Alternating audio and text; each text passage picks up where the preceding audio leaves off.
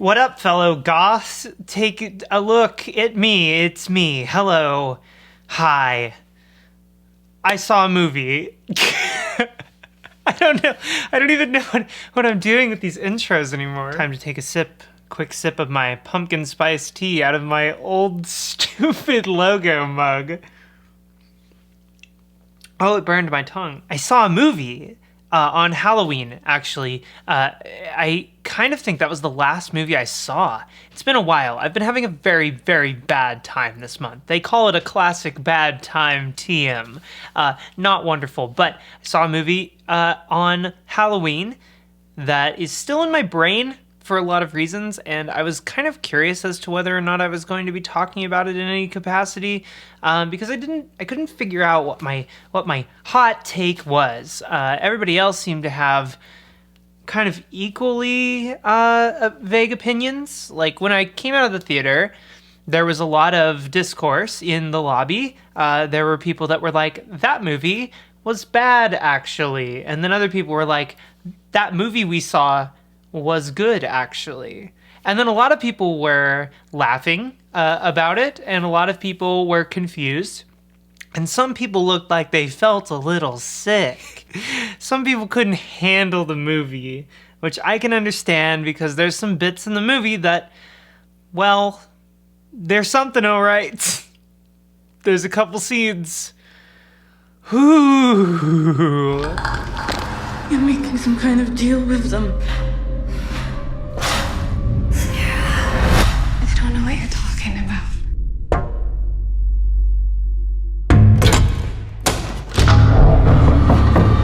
Suspiria.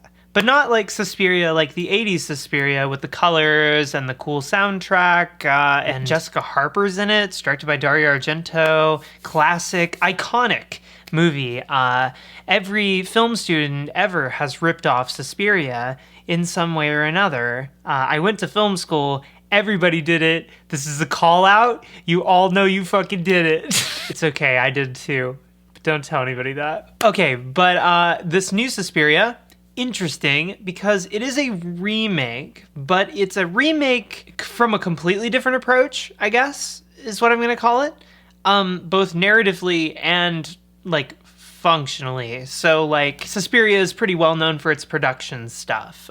We got colors. You like party colors? So does Dario Argento.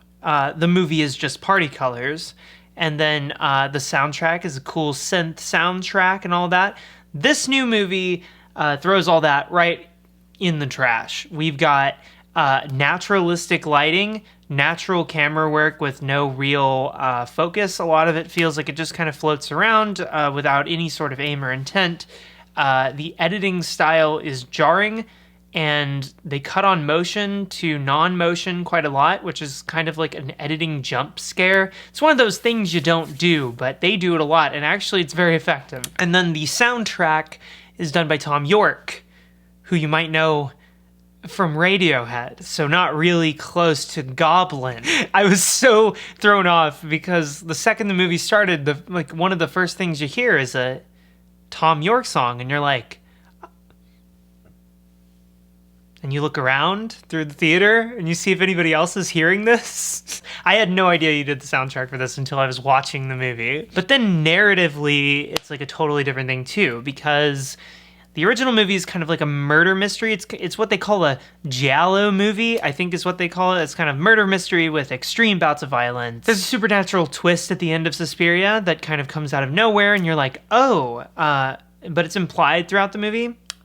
New Suspiria, totally different narratively. They start off, you already know who the bad people are, and then the movie is kind of an analysis of the hierarchy of the witches in a dance academy versus the first one where somebody new comes in and they have to like figure out what's going on at the dance academy, what supernatural thing is killing all their friends. Very different. Kind of think that this one was better. Oh no, there go my subscribers. Goodbye. You can't say that the new Suspiria is better than the old Suspiria because people will get mad online.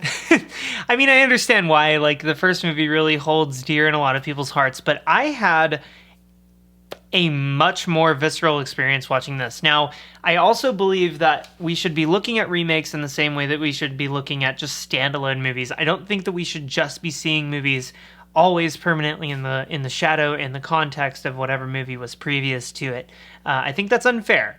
So what I'm saying is, judging this movie as a remake, I think is incorrect, because it doesn't do anything that's similar. The only thing that's similar about it is the fact that it's called Suspiria, and it's about witches in a dance academy. Perfect balance. Perfect sleep. Oh, she wants to get inside of me. I can feel her. Oh, she can see me. But the thing that I wanted to talk about mostly with this was that there's a thing in the movie that's very strange, and a lot of people are feeling it. And that is that the movie is 2.5 hours long. It is sloppy. A lot of it seems like it either goes nowhere or doesn't have a narrative utility. There are things that are brought around but feel like they aren't really tied up. There are bits of the movie that you could easily cut out and make a more clear and concise movie. Where the original movie is so straightforward, this movie is complex. Like, there are multiple plot threads about multiple things going on at once. We're talking like Berlin Wall stuff is in this, the hierarchy of different political parties within this dance academy. And then you've got like these themes of like the magical, like surreal magical quality of art, and how like art is kind of like witchcraft, just sort of inherently. And there's also an old man in the movie played by Tilda Swinton, who's investigating the dance academy. That's like a whole plot thread in the movie that like you're legitimately questioning why it's here for the majority of it. And the movie's 2.5 hours long. Long sit. It's a long movie, guys. It feels twice that long. I guess my hot take is that I actually prefer it that way, because really, on the whole, I think that this movie is about the idea of chaos living within order. There's this whole like perfect structured pristine thing. It's the greatest dance academy in the world. However, it just so happens to be completely chaotic and run by multiple angry parties of witches who are killing each other and hiding bodies and doing this whole ridiculous thing. My point is, it's about chaos within order, and the movie itself is chaotic. A lot of it seems like it doesn't need to be there, and a lot of the runtime you are wondering, where are we going with this and why is this here? But so much of it is like perfectly so much so that I think it calls into question why we like and dislike movies. See, I think culturally we have this thing nowadays where I don't think it's nowadays, I think it's been going on forever, but where when somebody says I liked a movie, basically what they're saying is they're tallying things up in their head, and they're like, things I liked, category, things I didn't like, category. If the things I liked outweigh the things I didn't like, then typically they're like, I liked it. And then the same with dislike, only, flipped. So, but here's the thing, is like with Suspiria, things I disliked, things I liked, it becomes muddy because I don't know what I disliked, and I also don't know what I liked. I know what affected me, and I also know what kind of didn't affect me, but I question like how those things come together to make this kind of messy experience that it's like unifying. So for me to say that I liked the new Suspiria goes beyond the tenements of like and dislike. I don't think I'm talking about like and dislike anymore, and I also don't think that I'm talking about good and bad. A lot of times our ideas of like liking and disliking things precede whether or not we think something's good or bad. But what if something's badness is also their strengths? What if the things that are messy and chaotic and nonsense about a movie like build up the things that are also good about the movie? I feel like I'm not even here yet. Madame Blank's incredible. 1, 2, 3. The way she transmits her work. You have to decide What is it you want to be for this company? There's more in that building than what you can see, Doctor. So basically, it just ends up becoming this weird limbo experience where you can't decide whether you, like, thought it was good or bad, whether you liked it or disliked it. But the core of it is, like, there's something in there that you really, really liked. And that's kind of where I'm at with it, because there are scenes in this that are perfect.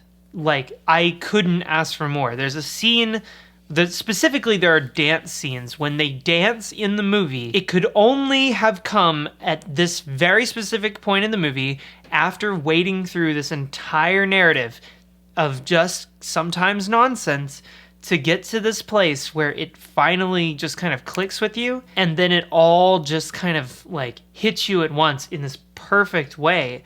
But it could have only happened because of the like chaos and unpredictability of the first half of the movies. And then you get to this climax where it feels like all the things in the movie that are chaotic and weird and sometimes kind of bad all come together in one scene where the movie kind of, I don't want to say that it shines. I don't want to call it a masterpiece scene or something like that. But what I do want to call it is like, it's just a nightmare, this scene. It's the first time in the movie that they start really heavily using color. All the characters are there. There's a lot of gore effects. Tom York is singing. It's messy. It's got all the themes there. Everything is going on at one time at this one very specific part of the movie. And at that moment, it really all hits you how much is in this movie. And so, like, I feel like at the end, at the very end, when there's a climax and then credits, I'm sitting there and my first initial thought wasn't, this was good, this was bad, I liked it, I disliked it. My thought was, that was a lot. And as I've gone through the month, I've realized not only was it a lot, but it was such a necessary lot to me. Like, I feel legitimately like I got a ton out of watching the new Suspiria movie, completely for reasons that I could not have predicted. And my connection to it is also something that is unquantifiable and intangible. This is why I think that when we like grade art and things like that, I think that it doesn't actually make an awful lot of sense to us, because that's not really where these things lie. I think you can like things that aren't very good, obviously, but I mean, what if it just straight up transcends the ideas of good and bad, like and dislike? Like, what about that? The more that I can't figure it out, the more that I can't really untangle the mess that is Suspiria, the more I like it, because the more it like affects me in that very specific psychological way, which makes it kind of an original horror stamp in a way. I've never seen a horror movie like Suspiria, where it used the movie and its edit and the tangibilities of the film to psychologically torture me over the course of weeks, because I've been thinking about it and it's freaking me out every time I think about it, because I honestly like can't figure out how to feel about a lot of it. The one out there. The one in here.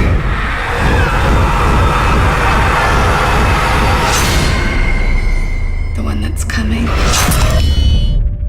It's an amazing movie, and I honestly think that just in the way that I've been thinking about it over time, I think I do straight up love it. I love it for all its things that, even the things I didn't like, I love them because they build up to this perfect singular experience that I don't know if I'm ever going to have again. So I don't know, maybe this vlog doesn't make a lot of sense. Maybe the things that I'm saying don't make an awful lot of sense to you, but at this current time where it's turbulent and a lot of things in my life don't make sense and a lot of stuff just seems like it's up in the air and writing itself day by day, I feel like that the movie said to me, that's how the world is. And like a lot of it is nonsense and so much of it doesn't make sense. And I appreciate that a lot. Also, there was a trans woman in the movie, and I was begging for her not to die throughout the entire runtime. Also, there were 2 scenes in the movie where I legitimately felt like I had to leave because they were so ridiculously disturbing. Is there anything else to add? No? I had a pizza in the movie theater. We're done here. So this is the end of the video, but I just wanted to pop in and give an extra special thanks to a couple people. Aislinn, Sark, Alex Kennedy, Johnny F. Gallagher III, Tess Patterson, and Occultopus, which is a very good name that I like very much. Thank you guys for supporting me for these last couple months. This month has been really, really bad. I've been going through like a bad breakup and just pretty lonely time in my life, and it's good that people are still out there supporting me and being kind while I've worked through all this stuff. But I also wanted to tell you that on top of this video that I've made, I've also made an album of music. The album is called She's Bleeding, You Asshole. It's available for pre-order right now on Bandcamp. I will put a link in the description as well as all my other links, and also I will include links to where you can hear some of the songs. They're stupid and bad and it's terrible. Anyway, thank you guys for continuing to support me, and thank you. I love you very much, and have a really good holiday season. I hope it's good for you. I hope that you're not lonely. Anyway, I love you guys. Bye. Good luck. Bye.